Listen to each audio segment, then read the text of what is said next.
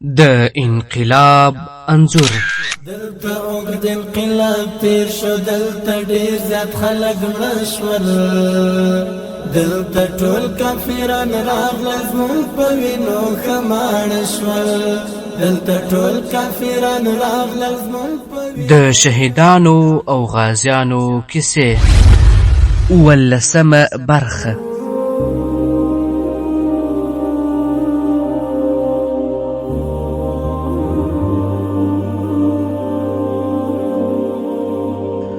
الحمد لله وكفى والصلاة والسلام على رسوله خير الورى، اما بعد. محترمو ګډونوالو، السلام علیکم ورحمت الله وبرکاته. الله تعالی دې وکړي چې روغ جوړ او خوش او خوشحاله بیاست. بې کوره قدرمنو اوریدونکو، مولوي صاحب عزیز الله مستقیم په جهادي دور کې د ولس د همکاریو کیسې داسې راته بیان کړې. د تیرۍ له مؤمن خیلو څخه مو زرګر کلا ته مزائل یوړ، ملګري مو راخصت کړل، زه او طالب مولوي صاحب پاتې سولو. د امریکایانو پی ار ټي مرکز مو پرې وویشت، را روان سو. نوره وسله را سره نه وه، یو ګرنیټ له ما او یو له طالب مولوي صاحب سره و. د مؤمن خیلو مدرسې ته نږدې را باندې له دواړو خواو ګزمه راغله. په هغه وخت کې دومره کورونه نه وه، ډاک و. موږ د کوچنیانو خیمو ته ورسېدو چې ګزمه را ورسېده. موږ په ویالو کې پروت وکړ، ګزمه تېره سوه، بیرته مو حرکت وکړ. له هغې بلې ګزمې څخه مو ځان څنګ ته کاوه. د کوچیانو خیمې ته وننوتلو. د کوچیانو 2 خیمې وې، یوه یې د مېلمنو لپاره وه، هغې ته موږ ننوتلو او په هغه بله کې دوی اوسېدل. له هغې بلې خیمې څخه د محمد ایوب په نوم یوه کوچي غږ را وکړ، تر هغه کالو یې لاندې ټوپک دی، هغه را واخلئ او د ځان دفاع پرې وکړئ. نور څه نه لرو، زموږ په کیسه کې مه کېږئ، خو چې تاسو ژوندي ونه نیسي. ګزمه راغله، د کاریزه پر سر تم سوه، څراغونه یې مړه کړل. موږ انتظار و چې اوس به راسي. 1 ساعت وروسته بیرته ولاړل. له ما او طالب مولوي صاحب سره 2 ګرنیټه وه. د ګردیز شاه قمبر زرت ته نږدې مو امریکایانو ته مین شخاوه. د امریکایانو ټانګونه را باندې راغلل. طالب مولوي صاحب غږ را وکړ، هله چې راغلل. ما من پرېښود، پټاکۍ مې را واخیسته، پټاکۍ مې په لاس کې وچاوده، لاس مې ونیسو. سپوږمۍ هم راختلې وه. طالب مولوي صاحب راته وویل، هلته یوه کلا ده، موږ د کلا سوري ته روان وو. په دې وخت کې ده راته وویل، ځه چې ځو، زخمي سوی لاس چې مین ضایع کوي. ما ورته وویل، مین بیرته را اخلو، ځکه چې هغه وخت سختي ډېره وه او مهمات نه وه. یو مین به په ډېر تکلیف پیدا کېده. بیا مو د شپې ځای نه درلودی. په دې تکل کې وو چې شپه به چېرته کوو. د ترورزي کور ته ولاړو. د هغوی یوه کوټه وه، هغه یې موږ ته پرېښودله. ترور او بچیان یې اتشخانې یعنې تندرخانې ته ولاړې. شپه مو تېره کړه. دلته تداوي نه کېدله، سختي وه. په سهار زه او عبدالمنان مولوي صاحب لرې ځای ته یو ډاکټر ته ورغلو. د ټوپک شپېلۍ مولوي عزیز الله سعید مستقیم د اشغالګرو د شکست او ماتې یوه کیسه داسې راته بیان کړه. زه د زرمت ولسوالۍ نظامي مسؤل وم. یوه شپه په جومات کې ما قاضي یحیی تکل، مولوي ابو احمد، ضیاء الحق وقاص او عبدالقهار بلخي چای څښله چې غږ سو، چاپه ده، ضربتیان راغلي. ملګرو ته مې وویل، لیزر چېرته دی؟ قاضي یحیی تکل وویل، په موټر کې دی. له جومات څخه ووتو، ځانونه مو برابر کړل، موټر مو په خوندي ځای کې ودراوه. ضربتیان له 2 طرفو راغلي وه. جنگ شروع سو. د سحاکو ساحه یې نیولې وه. ټوله شپه مو په جنگ تېره کړه. په دې شپه کې دوی ډېر سخت ظلم وکړ.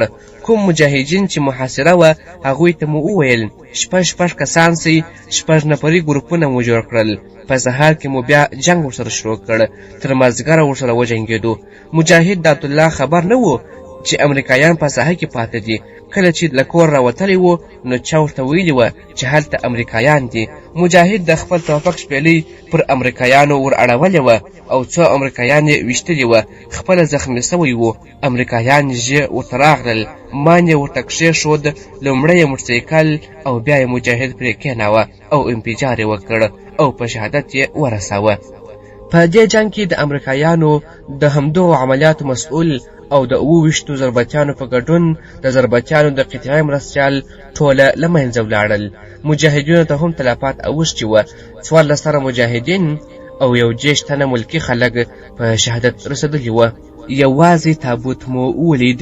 کتاب مې بند کړ. په دې نیت مې موبایل راواخیست چې له وروستیو حالاتو ځان خبر کړم. فیسبوک مې خلاص کړ. د بسم الله سعید پر پوسټ مې سترګې ولګېدې. پروفایل یې تور کړی و. کمنټونو ته ورغلم.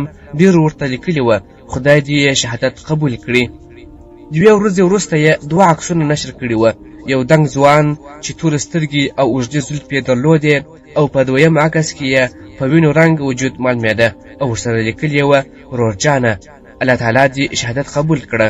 د فتح وروسته مې یو ورځ له سعید سره ولیدل. خبرې یې له درده ډکې وې.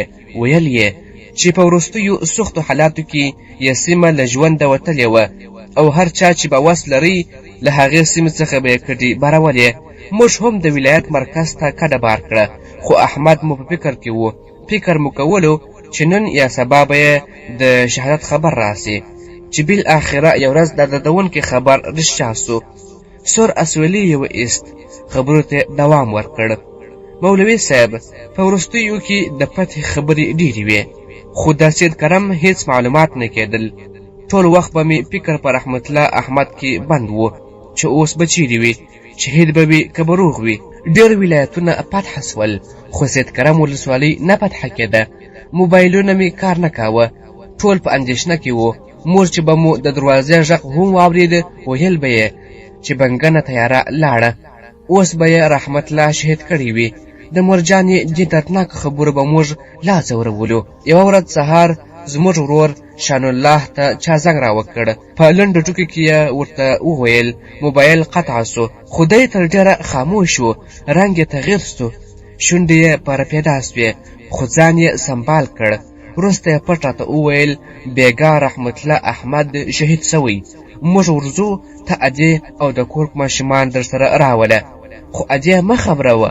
ورته ووایه چې جبرائیل مولوي صاحب چې زموږ کلیوال او دوست شهید سوی. ما لیکوال پوښتنه ورڅخه وکړه چې جبرائیل مولوي صاحب څوک و؟ ده راته وویل د جبرائیل مولوي صاحب اصلي نوم محمد صادق دی. زموږ خپل دی. د دلګۍ معاون او د سمعي او بصري څانګې مسؤل هم و. په تعرض کې فشاري مین ته برابر سو. دواړه پښې قرباني سوې. الله تعالی جل جلاله دې قرباني قبولې کړي. اوس هم ژوندی دی. د اخوند بابا د مدرسې محتمم او مدرس دی. نو هغه ورځ مې مور ته وویل چې جبرائیل شهید سوی. ځان تیار کړه چې ورځو. غلی سوه. بیا راته وویل رحمت الله خو به نه وي شهید سوی. ما ورته وویل نه هغه نه دی شهید سوی. ځان وروسته روان سولو. زما له زړه یو الله جل جلاله خبر و. په سترګو کې مې ډنډې اوښکې راتلې. په سترګو کې مې ډنډې اوښکې راغلې. ژر به مې عینکې په سترګو کړې چې مور مې اوښکې ونه ویني. د سید کرم بازار ته ورسېدو. له بازار سره 2 لارې وې. یوه زموږ کور چې په کلي کې و هلته تللې وه او بله د مولوي صاحب کور ته. موټر مو زموږ د کور په خوا تاو کړ. مور مې په ژړغوني غږ وویل ته خو زموږ کره ځې؟ ما ورته وویل په بله لاره ورځو. دا شاید بنده وي. تر دې چې کور ته ورسېدو مور مې په ژړا سوه. ویل یې تا خو زه غلطه کړم. رحمت الله شهید سوی. ما ډاډګرنه ورکوله چې احمد روغ جوړ دی. که شهید هم وای دا به زموږ لپاره د افتخار ځای وای. یو شهید د 80 کسانو شفاعت کوي. پلار او ورونه مې کوهسین ته تللي وه چې شهید راوړي. ځنډ وروسته یې د شهید احمد جسد راوړ. د تابوت په لیدو یې بدن په لړزه سو. سترګې یې راډکې سوې. په منډه ورغلم چې ښکلي او نوراني مخ یې ووینم. خو پر تابوت یې لوی لوی میخونه وهلې وه. چا مبارکي او چا ډاډګرنه راکوله. یو ورور مو راغلی. د تابوت په لیدو یې په مځکه ولوېد او بېهوښه سو. ډېر سخت حالات وه. په شهید څوک نه ژاړي خو د ورور فراق ډېر سخت و. ما لیکوال وویل مور مو څنګه خبره کړه؟ هغه راته وویل مور مو تر ډېره نه ده خبره خو الحمدلله له خبرېدو سره الله تعالی د زړه صبر ورکړ.